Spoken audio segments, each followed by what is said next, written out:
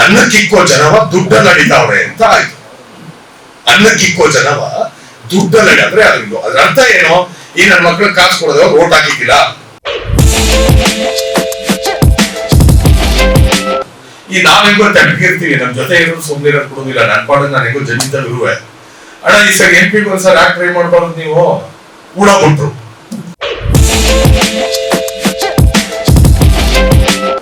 ನನಗೆ ಒಂದು ಕ್ಷಣಕ್ಕೆ 7:30 ಕಾಲ್ ಮಾಡಿದ್ದಾರೆ. ಒಂದು ಕ್ಷಣಕ್ಕೆ ನನಗೆ ಶಾಕು ಮತ್ತೆ ಆಶ್ಚರ್ಯ. ಹೌದಾ, ಇಷ್ಟೊಂದು ಒಳ್ಳೆತನ ಇದೆಯಾ ಮನುಷ್ಯನಲ್ಲಿ? ಗೆದ್ದು ಮಂತ್ರಿ ಆದ್ಮೇಲೆ ನನಗೆ ಫೋನ್ ಮಾಡಿ ಹೇಳೋ ಅವಶ್ಯಕತೆ ಇತ್ತ? ಫೋನ್ ಮಾಡಿ ಹೇಳ್ತಿದ್ದಾರೆ ಅಂದ್ರೆ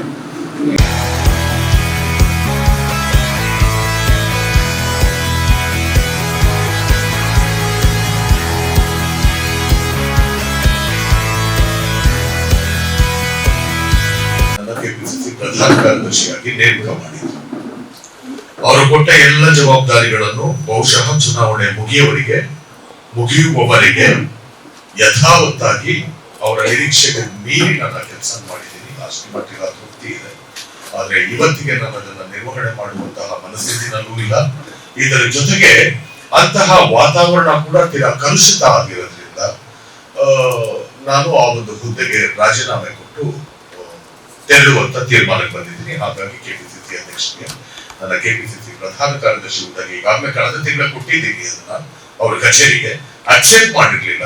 ಈಗ ಇನ್ನೊಂದ್ಸಾರಿ ಅದು ಅಕ್ಸೆಪ್ಟ್ ಆಗ್ಲಿ ಅನ್ನೋ ಕಾರಣಕ್ಕೆ ಸಾರ್ವಜನಿಕವಾಗಿ ನಾನು ಹೇಳಿ ನನ್ನ ಅಧ್ಯಕ್ಷರಿಗೆ ಮುಜುಗರ ಮಾಡಬಾರ್ದು ಅನ್ನೋ ಕಾರಣಕ್ಕೆ ನಾನು ಹೇಳಕ್ ಬಂದಿರ್ಲಿಲ್ಲ. ಕಳೆದ ತಿಂಗಳ ಕೊಟ್ಟಿದ್ದೀನಿ. ಆದ್ರೆ ಯಾವಾಗ ಅಕ್ಸೆಪ್ಟ್ ಆಗಿಲ್ಲ, ಈಗ ವಿಧಿಯಿಂದ ನಾನು ಸಾರ್ವಜನಿಕವಾಗಿ ತಮ್ಮಗಳ ಮುಖಾಂತರ, ಪತ್ರಕರ್ತ ಸ್ನೇಹಿತರುಗಳ ಮುಖಾಂತರ ಅವ್ರಿಗೆ ತಲುಪಲಿ, ಸೊ ನನಗೆ ಆ ಬಿಡುಗಡೆ ಕೊಡ್ಲಿ ಅಂತ ಅನ್ನೋ ಕಾರಣಕ್ಕೋಸ್ಕರ ಇನ್ನೊಂದು ಸಾರಿ ನಾನೀಗ ರೆಸಿಗ್ನೇಷನ್ ಲೆಟರ್ನ ರಿಮೈಂಡ್ ಮಾಡಿ ಕಳಿಸ್ತಾ ಇದ್ದೀನಿ. ಅದರಲ್ಲೇ ಏನಿದೆ, ಒಂದು ಸೆಂಟೆನ್ಸ್ ಮಾತ್ರ ಅಡಿಷನಲ್ ಆಗಿ ಆಡ್ ಮಾಡಿದ್ದೀನಿ, ಬಿಟ್ಟರೆ ಉಳಿದಿದ್ದೆಲ್ಲ ಯಥಾವತ್ತಾಗಿದೆ.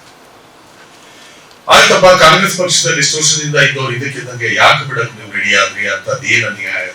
ಎಲ್ಲರೂ ನನ್ನ ಸ್ನೇಹಿತರುಗಳು, ನನ್ನ ಹಿತೈಷಿಗಳು ಕೇಳೋ ಮೊಟ್ಟ ಮೊದಲನೇ ಪ್ರಶ್ನೆ. ಸರ್ಕಾರ ಬಂದು ಇನ್ನೂ 1 ವರ್ಷ ಆಗಿಲ್ಲ, ಇನ್ನು 4 ವರ್ಷ ಟೈಮ್ ಅದೇ, ಹೀಗೆ ಒಂದು. ಎರಡನೇದು, ಗೆದ್ದಿದ್ದೀರಿ ಕೂಲಿ ತಗೊಳ್ಳಿ, ಇದೆರಡು. ಮೂರನೇದು, ಅವಕಾಶ ಸಿಕ್ಕಾಗ ಗುಟ್ಕಂಡೆ ಹೋದ್ರೆ ನೀವು ಏನ್ ಮಾಡಕ್ ಸಾಧ್ಯ, ಏನ್ ಮುಂದೆ ನಿಮ್ ನಿಲುವೇನು, ನಾನೇನಾಗ್ಬೇಕು, ಈ ಪ್ರಶ್ನೆಗಳು ಇದ್ದಾವೆ. ಬಹುಶಃ ನಿಮ್ಮಲ್ಲಿ ಬಹುತೇಕ ಜನರುಗಳಿಗೆ ಗೊತ್ತಿದೆ, ಪತ್ರಕರ್ತರುಗಳಂತೂ ವಿಶೇಷವಾಗಿ ಗೊತ್ತಿದೆ.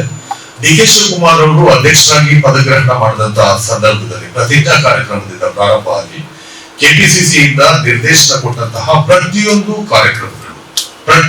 ಕಾರ್ಯಕ್ರಮಗಳನ್ನ ಯಥಾವತ್ತಾಗಿ ಉಳಿದ ನಮ್ಮ ಹಾಲಿ ಶಾಸಕರುಗಳಿರ್ಬೋದು, ಹಾಲಿ ಮಂತ್ರಿಗಳಿರ್ಬೋದು, ಅವತ್ತಿಗೆ ಅವರೆಲ್ಲ ಅವರವರ ಕ್ಷೇತ್ರಗಳಲ್ಲಿ ಯಾವ ರೀತಿ ನಿಭಾಯಿಸಿದ್ರೋ ಒಂದು ಪಕ್ಷ ಅವರಿಗಿಂತ ಒಂದು ನೂಲು ಮುಂದೆ ಇನ್ನ ಚೆನ್ನಾಗಿ ನನ್ನ ಕಾರ್ಯಕ್ರಮಗಳನ್ನೆಲ್ಲ ಆಯೋಜನೆ ಮಾಡಿದ್ದೀನಿ, ಮಾಡ್ತಾ ಬಂದಿದ್ದೀನಿ. ಬಹುತೇಕ ನನಗೆ ಈ ಸಾರಿಗೆ ಕಡಸಾರಿ ಚುನಾವಣೆಯಲ್ಲಿ ಕಂಟೆಸ್ಟ್ ಮಾಡೋದಕ್ಕೆ ಅವಕಾಶ ಮಾಡಿಕೊಡ್ತಾರೆ ಅನ್ನುವಂಥದ್ದು ಕೂಡ ಆಯಿತು. ಆ ನಿಟ್ಟಲ್ಲಿ ಕೆಲಸ ಮಾಡಿದಾಗ ಆ ತರದೆಲ್ಲ ಅಭಿಪ್ರಾಯಗಳಿತ್ತು. ಆದ್ರೆ ಕಡೆ ಗಳಿಗೆನಲ್ಲಿ ಏನಾಯ್ತು ಅಂತ ಗೊತ್ತಿಲ್ಲ, ಪುನಃ ರೈತ ಸಂಘಕ್ಕೆ ಈ ಸಾರಿ ಬಿಟ್ಕೊಡ್ಬೇಕು ಅನ್ನುವಂತಹ ಒಂದು ತೀರ್ಮಾನನ ಕಾಂಗ್ರೆಸ್ ಪಕ್ಷದವರು ತಗೊಂಡು, ಇದನ್ನು ತಗೊಳ್ಳೋದಕ್ಕಿಂತ ಮುಂಚಿತವಾಗಿ ಕನಿಷ್ಠ ಸೌಜನ್ಯಕ್ಕೆ ಆದ್ರೂ ಕೂಡ ಪ್ರತಿಜ್ಞಾ ಕಾರ್ಯಕ್ರಮ ಇರ್ಬೋದು, ಜನಗಣಮನ ಪೆರೇಡ್ ಇರ್ಬೋದು, ಕೇಂದ್ರ ಸರ್ಕಾರದ ವಿರುದ್ಧ ಹೋರಾಟಗಳಿರ್ಬೋದು, ಅಥವಾ ಅಲ್ಲಿ ದೆಹಲಿನಲ್ಲಿ ರೈತಗಳು ಮಾಡ್ತಿದ್ದ ಪ್ರೊಟೆಸ್ಟ್ ಸಂಬಂಧಪಟ್ಟಂತೆ ಇರುವಂತಹ ಕಾರ್ಯಕ್ರಮಗಳಿರ್ಬೋದು, ಬೆಲೆ ಏರಿಕೆಗೆ ಸಂಬಂಧಪಟ್ಟಂತಹ ಹೋರಾಟಗಳಿರ್ಬೋದು, ಇವೆಲ್ಲವುದನ್ನು ಕಾಂಗ್ರೆಸ್ ಪಕ್ಷ KPCC ಅಧ್ಯಕ್ಷರು ಕೊಟ್ಟಂತಹ ಪ್ರತಿಯೊಂದು ಕಾರ್ಯಕ್ರಮಗಳನ್ನು ಮಾಡಿದಾಗ, ಭಾರತ್ ಜೋಡೋ ಕಾರ್ಯಕ್ರಮನ ಮೇಲ್ಕೋಟೆ ವಿಧಾನಸಭಾ ಕ್ಷೇತ್ರದ ವ್ಯಾಪ್ತಿನಲ್ಲಿ ಯಶಸ್ವಿಯಾಗಿ ನಾವೇ ಅದನ್ನ ಸಂಘಟನೆ ಮಾಡಿ ಆ ತರದ್ ಮಾಡಿದಾಗ, ಅದಕ್ಕೆ ಬೇಕಾದಂತಹ ಖರ್ಚು ವೆಚ್ಚಗಳನ್ನೆಲ್ಲ ಪ್ರತಿಯೊಂದರಲ್ಲೂ ಕೂಡ ನಮ್ಮ ಮೇಲೆ ಹಾಕೊಂಡು ನಾವೇ ಮಾಡ್ಕೊಂಡು ಬಂದಿದ್ದಾಗ, ನೀವು ಸೌಜನ್ಯಕ್ಕಾದ್ರೂ ಕೂಡ ಈ ಕ್ಷೇತ್ರನ ನಾವು ರೈತ ಸಂಘಕ್ಕೆ ಬಿಟ್ಕೊಡ್ತಿದೀವಿ, ನಿಮ್ಮ ಅಭಿಪ್ರಾಯ ಏನು? ಬಿಟ್ಕೊಡೋದು ಸೂಕ್ತವಾ, ಹೌದಾ, ಅಲ್ವಾ, ಬೇಕಾ, ಬೇಡವಾ? ಇಲ್ಲ ಈ ಸಾರಿ ಬಿಟ್ಕೊಡೋದ್ರಿಂದ ಒಳ್ಳೇದಾಗ್ತದೆ, ನಾವು ಅಧಿಕಾರಕ್ಕೆ ಬರ್ಬೇಕಾಗಿದೆ, ಸೊ ಹಾಗಾಗಿ ನಾವು ಜನತಾದಳನ ಸೋಲಿಸಲೇಬೇಕಾಗಿರೋದ್ರಿಂದ ಈ ಸಾರಿ ಇಬ್ರು ಕಂಟೆಸ್ಟ್ ಮಾಡಿ ಅಧ್ವಾನ ಮಾಡ್ಕೋಬಿಡಿ, ಹಾಗಾಗಿ ನಾವು ರೈತ ಸಂಘಕ್ಕೆ ಬಿಟ್ಕೊಳ್ಳೋಣ ಅನ್ನೋ ತೀರ್ಮಾನ ನಿಮ್ದು ಏನಾಗಿದ್ರೆ ನೀವು ಚರ್ಚೆ ಮಾಡ್ಬೇಕಾಗಿತ್ತ ಬೇಡವಾ? ನೀವು ಯಾವುದನ್ನು ಚರ್ಚೆ ಮಾಡಿಲ್ಲ. ಯಾಕೆಂದ್ರೆ ಕಾರ್ಯಕರ್ತರಾಗ್ಲಿ ಸ್ಥಳೀಯರಾಗ್ಲಿ ನಿಮ್ಮಗಳಿಗೆ ಗುಲಾಮ್, ನೀವು ಹೆಂಗೆ ಹೇಳ್ತೀರಿ ಹಂಗಾಗಿ ಕೇಳ್ಕೊಂಡು ಕುಣಿಬೇಕಾಗಿರುವಂತಹ ಕೀಲ್ಗೊಂಬೆಗಳು ಅನ್ನೋ ಅಭಿಪ್ರಾಯದಲ್ಲಿ ಮುಗಿಸಿದ್ರು. ಆಯ್ತು, ಈಗಷ್ಟೇ ಪ್ರಾರಂಭ ಆಗಿದೆ, ನನ್ನ ಪಕ್ಷ ಅಧಿಕಾರಕ್ಕೆ ಬರುತ್ತೆ ಅನ್ನೋದಾದ್ರೆ ನಾವು ಬಿಡೋದ್ರಲ್ಲಿ ತಪ್ಪೇನಿಲ್ಲ ಅಂತ ಹೇಳಿ ದರ್ಶನ್ ಪುಟ್ಟಣ್ಣಯ್ಯ ಬಂದು ನಾನು ಕೇಳ್ಕೊಂಡಾಗ ವಿತೌಟ್ ಸೆಕೆಂಡ್ ಥಾಟ್ ದರ್ಶನ್ ಪುಟ್ಟಣ್ಣಯ್ಯಗೆ ನಾನು ಹೇಳಿದ್ದು ಒಂದೇ ಮಾತು, ನನ್ನ ಮನಸ್ಸು ಇನ್ನೂ ಸ್ವಲ್ಪ ಕಹಿಯಾಗಿದೆ, ಇನ್ನೊಂದು 2-3 ದಿವಸ ಅಷ್ಟೇ ನನಗೆ ಅವಕಾಶ ಬೇಕಾಗಿರೋದು, ಇನ್ನು 2-3 ದಿವಸ ಆಗ್ತಿದ್ದಂಗೆ ನಾನೇ ಬರ್ತೀನಿ, ನೀನ್ ಇನ್ನೊಂದ್ಸಾರಿ ಬಂದು ನನ್ನ ಕರೆಯೋ ಅವಶ್ಯಕತೆ ಇಲ್ಲ, ನಾನು ಬರ್ತೀನಿ, ನಿನ್ನ ಸಪೋರ್ಟ್ ಮಾಡೋದು ಗ್ಯಾರಂಟಿ, ಆದ್ರೆ ಇನ್ನ 2-3 ದಿವಸ ನನಗೆ ಬರಕ್ಕಾಗಲ್ಲ, ನಾನು ಇನ್ನೊಂಚೂರು ನನ್ನ ಮನಸ್ಸು ತಿಳಿಯಾಗ್ತದೆ. ಇದೇ ಮಾತನ್ನ ಹೇಳಿದೆ.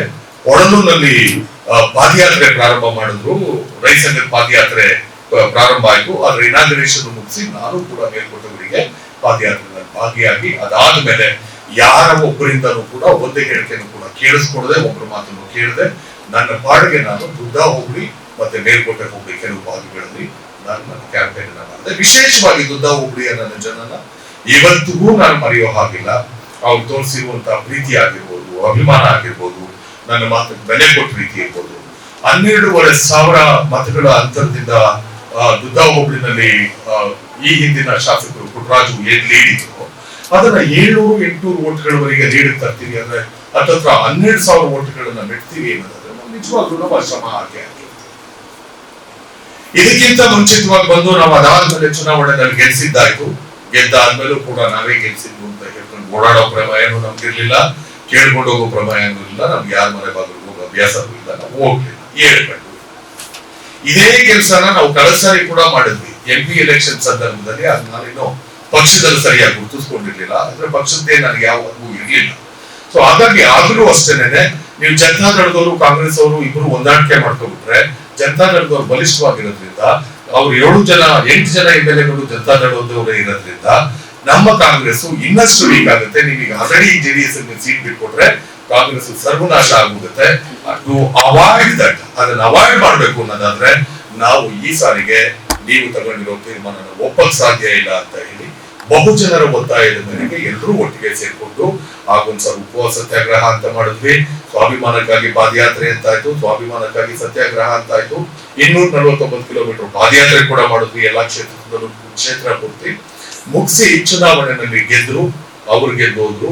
ಸುಮಲತಾ ಅವರು ಅವ್ರ ಹೆಸರನ್ನು ತಗೊಂಡ್ರು, ಪಾಪ ಅವ್ರಿಗೆ ಬೇಸರ ಆಗ್ಬೋದೇನೋ. ಮೇಡಮ್ ಅವ್ರು ಗೆದ್ರು. ಅವ್ರು ಗೆದ್ದಾದ್ಮೇಲೆ ಗೆದ್ದ 3-4 ತಿಂಗಳಿಗೆಲ್ಲ ನಾವು ಆಗೊಂದ್ಸಲ ಕನಸು ಕಟ್ಕೊಂಡಿದ್ದು ಬಂದು ಹೊಸದಲ್ಲ ರಾಜಕಾರಣಕ್ಕೆ, ಬಹಳ ವಿಶೇಷವಾಗಿ ನನಗೇನ್ ದುಃಖ ದುಮಾನ ಅಂದ್ರೆ 10 ಗಂಟೆ ಮಾತಾಡ್ಬೇಕು, ಓಡಾಡ್ಕೊಂಡೆ ಮಾತಾಡ್ಬೇಕು ಅಂತಿಲ್ಲ, ಕ್ಯಾಶುವಲ್ ಆಗಿ ನಗರಂತನೂ ಹೇಳ್ಬೇಕು ಅನ್ನೋ ಲೆಕ್ಕದಲ್ಲೂ ಇದೀನಿ. ಅದನ್ನ ನಾನು ಗೆದ್ದ ಖುಷಿಲಿ ಏನು ಕೆಲಸಗಳು ನಮ್ ಡಿಸ್ಕಷನ್ಸ್ ನೋಡ್ಬೇಕಾಗಿತ್ತು ಗೆದ್ದಿದ್ದಾಗ. ಇವ್ರು ಬೇರೆ ದರ್ಶನ್ ಬೇರೆ ಫೋನ್ ಮಾಡ್ಬಿಟ್ಟು, ಅಣ್ಣ ನೀವು ಇಷ್ಟು ಚೆನ್ನಾಗಿ ಮಾತಾಡಿದ್ರಿ, ಹಂಗಾಯ್ತು, ನಿಮ್ಮಿಂದಾಗಿ ನಮ್ಮ ಅಪ್ಪಾಜಿ ಗೌರವ ಉಳಿತು. ಅಂದ್ರೆ ಅಪ್ಪಾಜಿ ಅಂತಂದ್ರೆ ಅಂಬರೀಶ್ ಅವ್ರ ಗೌರವ ಉಳಿತು. ಆಯ್ತು, ರಿಸಲ್ಟ್ ಬರ್ಲಿ ದರ್ಶನ್, ರಿಸಲ್ಟ್ ಬರೋವರೆಗೂ ಯಾರ ಗೌರವ ಎಲ್ಲಿ ಉಳಿತು ಏನು ಗೊತ್ತಾಗುದಿಲ್ಲ, ರಿಸಲ್ಟ್ ಬರ್ಲಿ ಅಂತ ಹೇಳ್ಕೊಂಡು ಮಾತಾಡ್ಕೊಂಡು ಇವರು ಮೇಡಮ್ ಅವರು ಅದನ್ನೇ ಹೇಳಿದ್ರು. ನಮ್ ಸ್ಟಾರ್ಗಳೆಲ್ಲ ಏನು ಸ್ಟಾರ್ಗಳಿಗೆ ನಮ್ಮ ಜಿಲ್ಲೆನಲ್ಲಿ ಅಭಿಮಾನಿಗಳಿದ್ರೆ ನಮ್ಮ ಎಲ್ಲಾ ಸ್ಟಾರ್ಗಳು ನಿಮಗೆ ಫ್ಯಾನ್ಸ್ ಆಗಿ ಬದಲಾಗ್ಬಿಟ್ಟಿದ್ದಾರೆ. ನಾವು ಇನ್ನ ಹೊಡಿತು ಲಾಟ್ರಿ ನಮ್ಗೆ ಅಂತ ನಾವು ಖುಷಿ. ಯಾವುದ್ರಲ್ಲಿ ಲಾಟ್ರಿ ಹೊಡಿಬೇಕಾಗಿತ್ತು ನಮ್ಗೆ? ನಿಮ್ಮ ಹಣದಲ್ಲ, ನಿಮ್ಮ ಅಧಿಕಾರದಲ್ಲ, ನಿಮ್ಮಲ್ಲಿ ಇನ್ಯಾವುದೋ ನಿಮ್ ಬೆನ್ನು ಕಟ್ಕೊಂಡು ಓಡಾಡಕ್ ನಾನು ರಾಟ್ಲೈನ್ ನಿರ್ದೇಶಕ, ನಮ್ಗಂತ ಆಸಕ್ತಿಗಳು ಇಲ್ಲ. ಆದ್ರೆ ಆಸಕ್ತಿ ಇದ್ದಿದ್ದು ಯಾವ್ದು ನನಗೆ, ಈ ಯಾವ್ದೋ ಸ್ಮಾರ್ಟ್ ಸಿಟಿ ಅಂತ ಒಂದು ಪ್ರಾಜೆಕ್ಟ್ ಇತ್ತಲ್ಲ, ಅದು 100 cities ಸ್ಮಾರ್ಟ್ ಸಿಟೀಸ್ ಮಾಡೋದು ಅಂತ. ಯಾವ್ಯಾವ್ದು ಜಿಲ್ಲೆಗಳನ್ನೆಲ್ಲ ಸ್ಮಾರ್ಟ್ ಸಿಟಿ ಮಾಡಕ್ ಹೋಗೋರೆ, ಬೆಂಗಳೂರು ಹತ್ರದಲ್ಲಿರೋ ತುಮಕೂರು ಸ್ಮಾರ್ಟ್ ಸಿಟಿ ಮಾಡಕ್ ಹೋಗೋರೆ, ಮಂಡ್ಯನ ಈ ಸ್ಮಾರ್ಟ್ ಸಿಟಿ ವ್ಯಾಪ್ತಿ ತರಕ್ಕೆ ಏನ್ಬೇಕು ಇದ್ರದ್ದೇನಾದ್ರೂ ಪ್ಲಾನ್ ಮಾಡಬೇಕು. ಪಾಂಡವಪುರದಲ್ಲಿ ಎಲ್ಲಾದ್ರೂ ಒಂದಷ್ಟು ಇಂಡಸ್ಟ್ರಿಯಲ್ ಏರಿಯಾ ಐಡೆಂಟಿಫೈ ಮಾಡಬೇಕು, ಇಂಡಸ್ಟ್ರೀಸ್ ಒಂದಷ್ಟು ತರೋದಕ್ಕೆ ಏನಾದ್ರೂ ಪ್ಲಾನ್ ಮಾಡಬೇಕು. ನಾನು ಇನ್ನು ಎಷ್ಟು ದಿನ ಅಂತ ಕೊಟ್ಟಿರೋ ಅನುದಾನದಲ್ಲಿ ನನ್ಗೆ 5 ಲಕ್ಷ ಕೊಡು, ಅಂಬೇಡ್ಕರ್ ಭವನಕ್ಕೆ 5 ಲಕ್ಷ ಕೊಡು, ಒಕ್ಕಲಿಗರ ಸಂಘದ ಭವನಕ್ಕೆ 5 ಲಕ್ಷ ಕೊಡು, ಬರೀ ಭವನ ಕಟ್ಸೋದ್ರಲ್ಲೇ ಏನ್ ದೇವಸ್ಥಾನದ ರಸ್ತೆಗೆ 5 ಲಕ್ಷ ಕೊಡು ಇದೆ. ನಾನು ಇವತ್ತಿನವರೆಗೂ ಬೇರೆ ಯಾವ್ದು ಕೇಳಿಲ್ಲ. ಒಂದಷ್ಟು ಪ್ರತಿ ಪಂಚಾಯತಿಗೂ ಒಂದು ಲೈಬ್ರರಿ ಕಟ್ಸೋದಾದ್ರೂ ಪ್ಲಾನ್ ಮಾಡ್ಬೇಕು. ಏನೇನೋ ಕನಸು ಕಂಡಿದ್ದಾಯ್ತು, ಇವೆಲ್ಲ ಮಾಡಿ ತೀರಿಸ್ತೀನಿ ನೋಡುವೆ ಬಾ ಅಂತ ಅನ್ಕೊಂಡೆಲ್ಲ ನಾವು ನಮ್ಮ ಸ್ನೇಹಿತರುಗಳಿಗೆಲ್ಲ ರೋಪ್ ಹೊಡೆದಿದ್ದು. ಆಮೇಲೆ ಗೊತ್ತಾಯ್ತು ನೀನ್ ಯಾವ ದಾಸಯ್ಯ ಅಂತಾನೋ ಕೇಳಿ, ಯಾವ ದಾಸಯ್ಯ. ಕಡೆಗೆ ಎಷ್ಟು ಕೆಟ್ಟ ಪರಿಸ್ಥಿತಿ ಬಂತು ಅಂದ್ರೆ ನಾನು ಇದೊಂದು ಕೆಲಸನಾದ್ರೂ ಮಾಡ್ಲಿ ಅಂತ ನಾನು ಹುಡುಕೊಂಡೋದೆ. ಯಾವ ಕಾರಣಕ್ಕೆ? ನೀವೆಲ್ರಿಗೂ ಪತ್ರಕರ್ತರು ಗೊತ್ತಿದೆ, ಹೊಸೂರ್ ಹತ್ರ ವುಮನ್ ಅಂಡ್ ಚೈಲ್ಡ್ ಹಾಸ್ಪಿಟಲ್ ಮಾಡ್ತಿದ್ದಾರೆ. ಗರ್ಭಿಣಿ ಮತ್ತು ಇದು ಏನೋ ಮಹಿಳೆ ಮತ್ತು ಮಕ್ಕಳ ಆಸ್ಪತ್ರೆ ಅಂತ ಅಂದ್ಬಿಟ್ಟು ಮಾಡ್ತಿದ್ದಾರೆ ಅಲ್ವಾ, ಗೊತ್ತಿದೆ ಅಲ್ವಾ ನಿಮ್ಗೆ? ಆ ಊರು ಎಲ್ಲಿ ಕನೆಕ್ಟ್ ಆಗ್ತದೆ ಅನ್ನೋದಾದ್ರೂ ನೋಡಿ. ಆ ಬಿಡದೆಗೆ ರೋಡಲ್ಲ ಬರುತ್ತಲ್ಲ ಅದು. ಈ ಕಡೆಯಿಂದ ಅದೊಂದು ಜಿಲ್ಲಾ ಮಟ್ಟದ ಆಸ್ಪತ್ರೆ ಅದು ಅಂತ ಆದ್ಮೇಲೆ ಕೇಂದ್ರಡಿ ಕಡೆಯಿಂದ ಯಾರು ಮಂಡಿ ಕರ್ಕೊಂಡ್ ಬಂದ್ರೆ ಪುನಃ ಇಲ್ಲಿಂದ ಹೊಸೂರು ಕರ್ಕೊಂಡು ಹೋಗೋದು ಎಷ್ಟು ಮಟ್ಟಿಗೆ ಸರಿ? ಶ್ರೀರಂಗಪಟ್ಟಣದ ಕಡೆಯಿಂದ ಬಂದೂರು ಮಂಡಿ ಬಂದ್ಬಿಟ್ಟು ಹೊಸೂರು ಹೋಗೋದು ಎಷ್ಟು ಮಟ್ಟಿಗೆ ಸರಿ? ಮದ್ದೂರು ಕಡೆಯಿಂದ ಬಂದೂರು ಏನ್ ಮಾಡ್ಬೇಕು? ಪಾಂಡವಪುರದ ಕಡೆ. ಸೊ ನೀವು 8 ಕಿಲೋಮೀಟರ್ ಮಂಡ್ಯ ಬಿಟ್ಟು ಮಂಡ್ಯದಿಂದ ಆಚೆಗೆ ಅದು ಕಟ್ಟೋದ್ರ ಬದಲು ನಾನೇನ್ ಸಜೆಷನ್ ಕೊಟ್ಟೆ, ಎದುರುಗಡೆ DHO ಆಫೀಸ್ ಇದೆಯಲ್ಲ, ಆಫೀಸ್ಗೆ ಜಿಲ್ಲೆಯ ಕೆಲಸ ಆಗ್ಬೇಕಾಗಿರೋ ಹೊಸ ಜಿಲ್ಲೆಗಳಾಗಿರೋ ಎಲ್ಲಾ ಕಡೆನೂ ಅದನ್ನ ಮಾಡಿದ್ದಾರೆ. ನೀವು ಹಾವೇರಿಗೆ ಹೋಗಿ, ಬಾಗಲಕೋಟೆಗೆ ಹೋಗಿ, ಹೊಸ ಜಿಲ್ಲೆಗಳಾಗ್ವಲ್ಲ, ಊರಿಂದ ಹೊರಗಡೆ 4-5 ಕಿಲೋಮೀಟರ್ ದೂರದಲ್ಲಿ DC ಆಫೀಸ್ ಮಾಡಿ ಕ್ಲಸ್ಟರ್ ಆಫ್ ಆಫೀಸಸ್ ಮಾಡಿದ್ದಾರೆ ಅಲ್ಲಿ. ಅದೇ ತರ ನೀವು ಈ DHO ಆಫೀಸ್ ಅನ್ನ ಈ ವುಮನ್ ಅಂಡ್ ಚೈಲ್ಡ್ ಹಾಸ್ಪಿಟಲ್ ಕಟ್ಟೋದಕ್ಕೆ ಅಂತ ಈ DHO ಆಫೀಸ್ ಪ್ರಿಮಿಸಸ್ ಬಿಡಿಸ್ಕೊಳ್ಳಿ. ಒಂದು ಪ್ರಿಮಿಸಸ್ ಆಗುತ್ತೆ, ಅವಾಗ ಒಂದು ಕ್ಯಾಂಪಸ್ ಆಗುತ್ತೆ, ಹೈವೇನಲ್ಲಿ ಸಿಕ್ಕಂಗ್ ಆಗುತ್ತೆ, ಡಿಸ್ಟ್ರಿಕ್ಟ್ ಹೆಡ್ ಕ್ವಾರ್ಟರ್ ಇದ್ದಾಗ ಆಗುತ್ತೆ. ಈ ಆಫೀಸ್ ನ ನೀವು ಬೇಕಾದ್ರೆ ಹೊಸೂರಿಗೆ ಶಿಫ್ಟ್ ಮಾಡ್ಕೊಳ್ಳಿ. DHO ಆಫೀಸ್ ಯಾರು ಅನುಕೂಲ ಆಯ್ತಿತ್ತು? ಇದು ಆಲ್ರೆಡಿ ತೀರ್ಮಾನ ಆಗೋಗಿದೆ. ಆಲ್ರೆಡಿ ತೀರ್ಮಾನ ಆಗೋಗಿರೋದ್ರ ಬದಲಾಯಿಸೋದಕ್ಕೆ ಅಂತಾನೆ ಜನಪ್ರತಿನಿಧಿಗಳಿರೋದು.